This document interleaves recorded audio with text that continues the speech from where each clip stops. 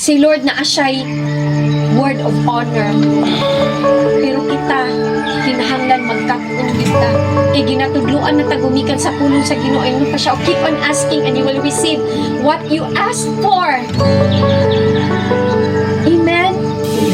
Dili bitaw, before yun, nitunog ni diri sa Santa Cruz na nagsugod sa first Sunday. Dingon ko, Lord, dili gyud ko mulakaw, Lord. Di gyud ni magtuga-tuga diri sa Santa Cruz kung wala kay kana ganing pundasyon sa amo ang paglakaw.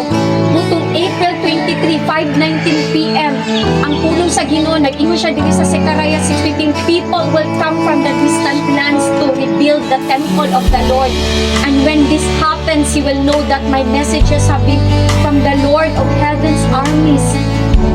All this will happen if you, na-argue, if you carefully obey what the Lord your God says.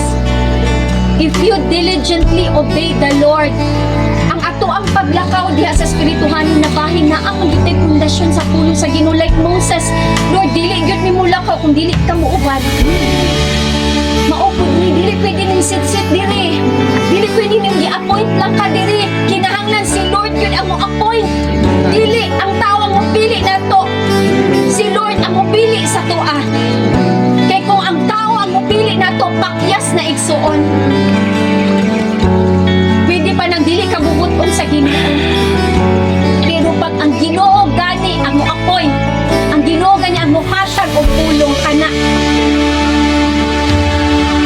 Lungtad yun na kay tungod matinud-anon ang Ginoo sa ihang pulong. Amen? So unsay nagapanghitabo diri sa sige, keep on asking, keep on seeking, keep on knocking. Hindi basta-basta ang gipanggamit ni Lord lagi. Muhatag og mga inana na kantidad kinsa maabot ka para sa digan, pero kay tungod na ay divine purpose, divine connection, divine mission, mo na ang tanang duwa mo gimaya para kay Lord. It's not about us, it's not about you, it's all about Jesus. Ginafulfill ni Lord ang ihang